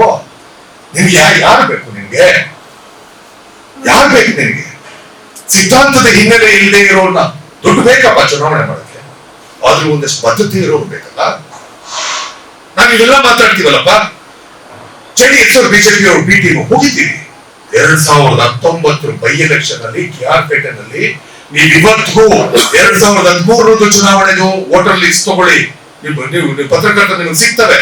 2013 ತಗೊಳ್ಳಿ, 2018 ತಗೊಳ್ಳಿ, 2019 ತಗೊಳ್ಳಿ, 2023 ತಗೊಳ್ಳಿ. ಇದಿಷ್ಟು ವೋಟ್ ಶಿಫ್ಟಿಂಗ್ ಪ್ಯಾಟರ್ನ್ ನೋಡಿ ನೀವು. 3 ಕಡೆ ಒಂದು ತರ ಬರುತ್ತೆ. 2013, 2018, 2023 ಒಂದು ತರ ವೋಟಿಂಗ್ ಪ್ಯಾಟರ್ನ್ ಇದೆ. 2019 ಮಾತ್ರ ವೋಟಿಂಗ್ ಪ್ಯಾಟರ್ನ್ ಚೇಂಜ್ ಆಗುತ್ತೆ. ಯಾರ ಕಾರಣಕ್ಕೆ? ಯಾರಿಗೆ ಬಿಜೆಪಿ BT ಯಾರು ಹೋಗ್ಬೇಕಾಗಿತ್ತು? ಯಾರನ್ನ ಕಳ್ಸಕ್ಕೆ ಅಂತ ಯಾರನ್ನ ಬೆಳೆಸಿದ್ವಿ ನೀವು? ಕುಮಾರಸ್ವಾಮಿ ಸರ್ಕಾರ ಬೀಳ್ಬೇಕಾಗಿತ್ತು. ನಿಮ್ಮ ವೈಯಕ್ತಿಕವಾದ ದ್ವೇಷ ಬೀಳಿಸ್ತೀರಿ. ಆದ್ರೆ ಬೀಳ್ಸಿದ ಮೇಲೆ ಬಂದದ್ದು ಯಾವುದು? ಬಿಜೆಪಿ. ಅದ್ರ ಅರ್ಥ ಏನಾಯ್ತು? ನೀವೇ ಹೇಳೋ ಭಾಷೆನಲ್ಲಿ ಹೇಳೋದಾದ್ರೆ ನೀವು ರಾಕ್ಷಸನ್ನ ಯಾರೋ ದರೋಡೆ ಕೊಡೋದು ಬಿಟ್ಬಿಟ್ಟು ರಾಕ್ಷಸನ್ನ ಹೇಳ್ಕೊಂಡ್ ಬಂದು ನಿಂತ್ಕೊಂಡಂಗಾಯ್ತು. ನಿಮ್ಮದೇ ಭಾಷೆಯಲ್ಲಿ ಹೇಳೋದಾದ್ರೆ. ಸೊ ನಿಮ್ಮ ಈ ಅನ್ಯಾಯಗಳನ್ನ ನೋಡ್ಕೊಂಡು ಪಕ್ಷದೊಳಗಡೆ ಇದ್ಕೊಂಡು ಮಾತಾಡಕ್ಕಾಗುದಿಲ್ಲ. ಹಾಗಾಗಿ ಪಕ್ಷದ ಚೌಕಟ್ಟು ನಮ್ಗೆ ಹೊಂದುದಿಲ್ಲ. ಪಕ್ಷದ ಚೌಕಟ್ಟು ನನ್ನಂತವ್ರಿಗೆ ಹೊಂದೋದಿಲ್ಲ. ರಾಜಕಾರಣ ಅಧಿಕಾರ ಅನುಭವಿಸಕ್ಕಷ್ಟೇ ಬೇಕು ಅಂತ ನಾನು ಅನ್ಕೊಂಡಿಲ್ಲ. ಅಧಿಕಾರ ಇಲ್ಲದೆ ಇದ್ರು ನ್ಯಾಯಯುತವಾದಂತ ಕೆಲಸ. ನಾನು MLA ಆಗ್ಬೋದು, ನಾನು ಮಂತ್ರಿ ಆಗ್ಬೋದು. ಮಳ್ಳೊಡಿತಿರೋನ್ ಗುಡಿಸ್ತೀನಿ ಅಂದ್ರೆ ಮಳ್ಳೊಡಿತಿರೋನ್ ಎಷ್ಟು ಅಯೋಗ್ಯನೋ ನೀನು ಗುಡಿಸಿರೋ ನೀನು ಅಷ್ಟೇ ಅಯೋಗ್ಯ. ನಾನು ಆ ತೀರ್ಮಾನದಲ್ಲಿ ಒಳ್ಳೆ ನ್ಯಾಯಯುತವಾದಂತ ಕೆಲಸಗಳು ಮಾಡೋದಕ್ಕೆ ನೀನ್ ಅಸೆಂಬ್ಲಿ ಮೆಂಬರ್ MP ಯಾಕೆ ಆಗ್ಬೇಕು? MP ಹೇಳಿದ್ರೆ ನೀನ್ ಅರ್ಧ ಗಂಟೆಲಿ ಆಗ್ಬೋದು, ನಾನು ಹೇಳಿದ್ರೆ 2 ದಿನದಲ್ಲಿ ಆಗ್ಬೋದು. 2 ದಿನದಲ್ಲಿ ಆಗದೆ ಹೋದ್ರೆ 3ನೇ ದಿನಕ್ಕೆ ನಾನ್ ಬೇರೆ ತರದಲ್ಲೇ ಹೋಗ್ತೀನಿ. ಅದು ಅವ್ರಿಗೂ ಗೊತ್ತಿದೆ. ಹಾಗಾಗಿ 2 ದಿನ ಕೆಲಸ ಅಂತೂ ಹಾಗೆ ಆಯ್ತದೆ. 15 ದಿನ ಮಾಡಕ್ ಸಾಧ್ಯನೇ ಇಲ್ಲ. ಸೊ ಹಿಂಗಿದ್ದಾಗ ನನ್ಗೆ ಆಗ್ಬೇಕಾ ಅಧಿಕಾರ? ಕೊಟ್ಟಿಲ್ಲ, ಸಿಗ್ಲಿಲ್ಲ, ಸಿಗದೆ ಇರೋ ದ್ರಾಕ್ಷಿ ಹುಳಿ. ಅಧಿಕಾರ ಯಾಕೆ ಬೇಕಾಗಿತ್ತು ನನಗೆ ಅಂತಂದ್ರೆ ನಾನು ಕನಸು ಕಟ್ಕೊಂಡು ಹೇಳಿದ್ದೆ, ಇಡೀ ನನ್ನ ಸಮಾಜಕ್ಕೆ ನೀವು ಕೊಡ್ತಿರೋ ಸಾಲ ಮನ್ನಾ, ಬಡ್ಡಿ ಮನ್ನಾ, ಮತ್ತೊಂದು ಗ್ಯಾರಂಟಿನೋ 2,000 ರೂಪಾಯಿ ಅಲ್ಲ. ನೀವ್ 2 ವಿಷಯನ ನೀವು ಫ್ರೀ ಮಾಡ್ಬೇಕಾದ್ರೆ, ಒಂದು ಆರೋಗ್ಯ ಮತ್ತೆ ಶಿಕ್ಷಣ. ಯಾವುದನ್ನು ಫ್ರೀ ಮಾಡ್ತಾರೆ. ಆರೋಗ್ಯ ಮತ್ತೆ ಶಿಕ್ಷಣ ಅದೆರಡು ಫ್ರೀ ಮಾಡಿದ್ರೆ ಕುಣಿದಾಡ್ಕೊಂಡು. ಒಂದು ಮನೆಯಲ್ಲಿ ಒಬ್ಬರು ಹುಷಾರ್ ತಪ್ಪಿದ್ರೆ, ಕನಿಷ್ಠ ಒಬ್ಬ ಹುಷಾರ್ ತಪ್ಪಿದ್ರೆ ಒಂದು ಮನೇಲಿ ಹಾಸ್ಪಿಟಲ್ ಐತಾದ್ರೆ ಅವನು ತಿಂಗಳಿಗೆ, ಅವನು ವರ್ಷಕ್ಕೆ ಒಂದು ಕನಿಷ್ಠ 30,000ದಿಂದ 1 ಲಕ್ಷ ಖರ್ಚಾಗುತ್ತೆ. 30,000ದಿಂದ 1 ಲಕ್ಷ ಖರ್ಚಾಯ್ತು ಅವನಿಗೆ ಅಂತಂದ್ರೆ ಅವ್ನು ಕನಿಷ್ಠ 2 ವರ್ಷ ಅವನು ಜಮೀನಲ್ಲಿ ಮಣಿಪಾಲ್ ಅಂತ ಹಾಸ್ಪಿಟಲ್ ಸೇರಿಸ್ಬಿಟ್ರಂತೂ 1 10 ಗುಂಟೆ ಜಮೀನ್ ಮಾಡದೆ ಹೋದ್ರೆ ನೀವು ವಾಪಸ್ ಬರಕ್ ಸಾಧ್ಯನೇ ಇಲ್ಲ. ಪರಿಸ್ಥಿತಿ ಇಷ್ಟು ಕೆಟ್ಟದಾಗಿದ್ದಾಗ ಫ್ರೀ ಹೆಲ್ತ್ ಕೂಡ ಹೆಂಗ್ ಕೊಡೋದು ಅನ್ನೋದು ನಾನು ಮಾತಾಡಿದ್ದೆ. ನಾನು ಸಿದ್ದರಾಮಯ್ಯ ಅದ್ರ ಬಗ್ಗೆ ಮಾತಾಡೋದಕ್ಕೆ ಅಂತ ನನಗೆ 20 ನಿಮಿಷ ಟೈಮ್ ಕೊಡಿ. ಅವ್ರು ಹೇಳಿದ್ರು ಕಮಿಂಗ್ ಬಜೆಟ್ ಅಷ್ಟಲ್ಲಿ ಬಹಳ ಒಳ್ಳೆ ಸ್ಕೀಮ್ ಕಣೆ, ಇದು ಬಹಳ ಚೆನ್ನಾಗಿ ಪ್ಲಾನ್ ಮಾಡಿದ್ಯಾ, ಬರೋ ಬಜೆಟ್ ಅಲ್ಲಿ ಅದನ್ನ ಅನೌನ್ಸ್ ಮಾಡೋಣ, ನೀನ್ ಅಷ್ಟಲ್ಲಿ ಬಂದು ನನಗೆ ಬ್ರೀಫ್ ಮಾಡ. ಈಗ ಹೇಳಿದ್ರಿ ಅಂತ ಹುಡುಕೊಂಡು ಹೋಗಿ ಅವ್ರು ನೋಡಕ್ ಎಲ್ಲಿಗೆ ಹೋಗಿದೆ ಗೊತ್ತಾ? ನಾನು ಮೈಸೂರಲ್ಲೇ ವಾಸ ಇದ್ದೀನಿ, ಮೈಸೂರಲ್ಲಿ ನೋಡಕ್ ಸಿಗ್ಲಿಲ್ಲ. ಮಂಡ್ಯದ ಮೇಲೆ ಓಡಾಡ್ತಿರ್ತಾರೆ, ನಾನು ಮಂಡ್ಯದವರು ಇಲ್ಲಿ ಸಿಗ್ಲಿಲ್ಲ. ಬೆಂಗಳೂರು ವಾರದಲ್ಲಿ 2 ಸಾರಿ ಹೋಯ್ತಾ ಇರ್ತೀನಿ, ಆ ನುಗ್ಗಲಲ್ಲ, ಅಲ್ಲ ಅವ್ರನ್ನ ನೋಡಕ್ ಆಗ್ಲಿಲ್ಲ. ಇಲ್ಲಾರು ಸಿಗಬಹುದು. ಎಲ್ಲಿ ಅಂದ್ರೆ ನಮಗೆ ತಳ್ಳಾಡ್ಕೊಂಡು ಗಂಧನ 100 ರೂಪಾಯಿ ಕೊಟ್ಕೊಂಡು ಹೋಗಿತ್ತು. ನನ್ಗೆ ಆ ದರ್ಗೂ ಇಲ್ಲ, ನನ್ಗೆ ಆಗೋದು ಇಲ್ಲ ಅಂತ ಹೇಳಿ ಕಡೆಗೆ ಅವರು ನೋಡಕ್ ಡೆಲ್ಲಿಗೆ ಹೋಗಿ ನಾನು ಕರ್ನಾಟಕ ಮುಖ್ಯಮಂತ್ರಿಗಳನ್ನ ಭೇಟಿ ಮಾಡಕ್ಕೆ ಕರ್ನಾಟಕದಿಂದ 3 ಕಡೆ ನನಗೆ ಸಿಗೋ ಅವಕಾಶ ಇದ್ರು. ಅಲ್ಲೆಲ್ಲೂ ಸಿಗದೆ ಡೆಲ್ಲಿ ಕರ್ನಾಟಕ ಅಂತ ಭೇಟಿ ಮಾಡ್ಬಿಟ್ಟು ಇಲ್ಲ ಅಲ್ಲೂ 300 ಜನ. ಅವ್ರನ್ನು ನಾನು ಯಾವತ್ತೂ ನೋಡಿದ್ದೆ. ಅಧಿಕಾರ ಇದ್ದಾಗ ಬಡ್ಡಿ ಮಕ್ಕಳು ಅದ್ ಎಲ್ಲಿರ್ತಾರೋ, ಅದ್ ಹೆಂಗ್ ಬರ್ತಾರೋ ನಾವ್ ಯಾರು ಪತ್ತೆನೇ ಇರುವುದಿಲ್ಲ. ಹೊಸ ಮುಖಗಳು ತುಂಬ್ಕೊಂಡ್ಬಿಟ್ಟಿರ್ತವೆ, ಹೊಸ ಜನ ತುಂಬ್ಕೊಂಡಿರ್ತಾರೆ. ಆಮೇಲೆ ಅವ್ರನ್ನ ನೋಡಿದ್ರೆ ಅವ್ರನ್ನ ಬಿಟ್ಟು ಇವ್ರು ಬರೋದೂ ಇಲ್ಲ. ಇಲ್ಲಿ ನಮ್ ಗೋವಿಂದ ಮಣ್ಣು ಒತ್ತಿದ್ದು ಮಾಡಿದ್ದು ಏನ್ ಹೊಸಿ ಜನ ಇದ್ದಾರೆ, ಮಣ್ಣು ತಿರೋರು ಒತ್ತರು. ಆದ್ರೆ ವ್ಯವಹಾರ ಮಾಡಕ್ಕೆ ಅಂತಾನೆ ಬೇರೆ ಸೆಟ್ ಆಫ್ ಪೀಪಲ್ ಇರ್ತಾರೆ. ಅವ್ರ ಎದುರುಗಡೆ ನೀವ್ ಯಾರು ಏನೂ ಅಲ್ಲ. ನೀವೇನಿದ್ರು ನಾನು ಹೇಳ್ತೀನಿ ಮಗ, ಎಲೆಕ್ಷನ್ ಬರ್ತದೆ, ನೋಡೋ ನೋಡ್ಬಿಡೋ ಅಂತ ಅವ್ರು ಹೇಳ್ತಾರೆ. ಅವ್ರು ನೋಡ್ಬಿಡೋ ಅಂತ ಯಾರು ಹೇಳ್ತಾರೆ, ಅವ್ರು ಒಂದಿನ ಜನ ಮಾತಾಡ್ತಿರಲ್ಲ, ಆ ಬಡ್ಡಿ ಮಗ ಕೊಡೋ ದುಡ್ಡ ಈಸ್ಕೊಳಕ್ಕೆ ನೀವು ಕ್ಯೂ ನಿಂತ್ಕೊಂಡು ಈಸ್ಕೊಳ್ಳಿ. ಒಬ್ಬೊಬ್ರು ನನ್ನ ಜಿಲ್ಲೆ ಜನ ಒಬ್ಬೊಬ್ರು ಕೂಡ ಬಹಳ ಗಂಭೀರವಾದ ವಿಷಯ ಆಯ್ತು. ಎಂತ ಬಡವನು ವರ್ಷಕ್ಕೊಂದ್ಸಾರಿ ಪರ ಮಾಡ್ತಾನೆ ಅಣ್ಣ, ವರ್ಷಕ್ಕೊಂದ್ಸಾರಿ ಒಬ್ಬ ಒಂದು ಕುರಿ ಕಡ್ದಾದ್ರು ಪರ ಮಾಡ್ತಾನೆ. 20-25 ಸಾವಿರ ಖರ್ಚು ಮಾಡ್ತಾನೆ. ಎಂತ ಬಡವನು ಈ 25,000 ಖರ್ಚು ಮಾಡ್ಬಿಟ್ಟು ಪರ ಮಾಡಿ ಜನ ಕರೆದು ಊಟಕ್ಕೆ ಇಕ್ಕೋ ಮನಸ್ಥಿತಿ ಇರೋ ನನ್ನ ಜಿಲ್ಲೆ ಜನ. ಇವ್ನು ಯಾವನೋ 100 ಕೋಟಿ ತತ್ತವನೇ, ಅದಕ್ಕೆ ಅವನು ನಿಲ್ಲಿಸ್ತಿದೀವಿ, ದುಡ್ಡಿಂದ ಎಲೆಕ್ಷನ್ ಗೆಲ್ಲಕ್ಕಾಗಲ್ಲ ಅಂತಾರೆ ಅಂತಂದ್ರೆ ಅದ್ರ ಅರ್ಥ ಏನ್ ಇವ್ರು ಮಾಡ್ತಿರೋದು? ಅನ್ನಕ್ಕಿಕ್ಕೋ ಜನವ ದುಡ್ಡಲ್ಲಿ ಅಡಿತಾವ್ರೆ ಅಂತ ಆಯ್ತು. ಅನ್ನಕ್ಕಿಕ್ಕೋ ಜನವ ದುಡ್ಡಲ್ಲಿ ಅಂದ್ರೆ ಅದ್ರ ಅರ್ಥ ಏನೋ, ಈ ನನ್ನ ಮಕ್ಳಿಗೆ ಕಾಸು ಕೊಡೋದು ರೋಡ್ ಹಾಕಿಕ್ಕಿಲ್ಲ, ಯಾರು ಬೈತಿದಾರ ಅವರು? ದುಡ್ಡು ತಂದಾನೆ ರೋಡಲ್ಲಿ ಹಚ್ಕೋಗ್ತಾನೆ, ಯಾರ ಹೋಗಿ ಅಂತ ಏನಿಲ್ವಲ್ಲ, ನಿಮಗ್ ಕೊಡಕ್ಕೆ ದುಡ್ಡು ಬೇಕು ಅಂತ ಅವ್ರು ಹೇಳ್ತಿರೋದು. ಅದ್ರ ಅರ್ಥ ಇಂಡೈರೆಕ್ಟ್ ಆಗಿ ಏನ್ ಹೇಳಿದ್ರು, ನೀವು ದುಡ್ಡಿಲ್ಲದೆ ಹೋದ್ ಓಟ್ ಹಾಕೋದಿಲ್ಲ ಅಂತ ಹೋಗಿದ್ರು. ನಿಜನ ಅದು? ದುಡ್ಡಿಗೆ ಓಟ್ ಹಾಕ್ತಾರೆ ಅನ್ನೋದಾದ್ರೆ ಕಳೆದ ಸಾರಿ ಚುನಾವಣೆಯಲ್ಲಿ ಸುಮಲತಾ ಗೆಲ್ಲಕ್ಕೆ ಸಾಧ್ಯ ಆಯ್ತಾ? ನಿಖಿಲ್ ಕುಮಾರಸ್ವಾಮಿ ಸೋಲಕ್ಕೆ ಸಾಧ್ಯ ಆಯ್ತಾ? ಅದನ್ನೇ ನಾನು ಹೇಳ್ತಿರೋದು. ಇತಿಹಾಸದಿಂದ ನೀವು ಪಾಠ ಕಲಿದೆ ಹೋದ್ರೆ 100 ಅಲ್ಲ. ಅಯ್ಯೋ, ಇಷ್ಟೊಂದು ಅಂಬಾನಿ ಪ್ರೈಮ್ ಮಿನಿಸ್ಟರ್ ಆಗಿ ಯಾವ್ದೋ ಕಾಲ ಆಗಿರೋದು. ಯಶ್ ಅವನ್ ಯಾರು, ನಮ್ಮ ಯುನಿವರ್ಸಿಟಿ ವಿಜಯ್ ಮಲ್ಯ. ಈ ವಿಜಯ್ ಮಲ್ಯನಿಗಿರೋ ಶೋಕಿಗೆ ಅವನಿಗೊಂದು 25 ವರ್ಷಕ್ಕೆ ಮುಂಚೆನೆ ಪ್ರೈಮ್ ಮಿನಿಸ್ಟರ್ ಆಗ. ಬರೀ ದುಡ್ಡಲ್ಲೇ ಎಲ್ಲ ಆಗುತ್ತೆ ಅನ್ನೋದಾಗಿದೆ. ಬರೀ ದುಡ್ಡಲ್ಲ, ನಿನಗೆ ಜನಬಳಕೆ ಬೇಕು, ಜನಗಳ ಬಗ್ಗೆ ಪ್ರೀತಿ ಇರ್ಬೇಕು, ಕಾಳಜಿ ಇರ್ಬೇಕು, ವಿಶ್ವಾಸ ಇರ್ಬೇಕು, ಕಷ್ಟ ಸುಖಕ್ಕಾಗಿರ್ಬೇಕು. ಅಲ್ಲೊಂದು ಇಲ್ಲೊಂದು ಅಡುಕ್ ಪುಡುಕ್ ತೋರಿಸ್ಬೋದು. ಸಿದ್ದರಾಮಯ್ಯನವರು ಮೈಸೂರಲ್ಲಿ ಮಾತ್ರ ಇಲ್ಲಿ ಯಾವ ಕ್ಲಬ್ ನಡೆಯಂಗಿಲ್ಲ, ಬ್ಯಾನ್ ಮಾಡಿಸ್ತಾರೆ. ಮಂಡ್ಯ ಜಿಲ್ಲೆಯಲ್ಲಿ ಅದೇ ತಾಕತ್ ಯಾಕಪ್ಪ ನಿನ್ಗಿಲ್ಲ ಕ್ಲಬ್ ಬ್ಯಾನ್ ಮಾಡ್ಬೇಕು ಅನ್ನೋದು? ಓಸಿ ಜನ ಇಸ್ಬಿಟ್ ಆಡ್ತಿದಾರ, ಓಸಿ ಜನ ಗ್ಯಾಬ್ಲಿಂಗ್ ಮಾಡ್ತಿದಾರ. ಯಾವ ಗುಡ್ಡ ತಕ್ಕೋಗು, ಯಾವ ಗದ್ದೆ ತಕ್ಕೋಗು, ಯಾವ ಜಮೀನ್ ತಕ್ಕೋಗು.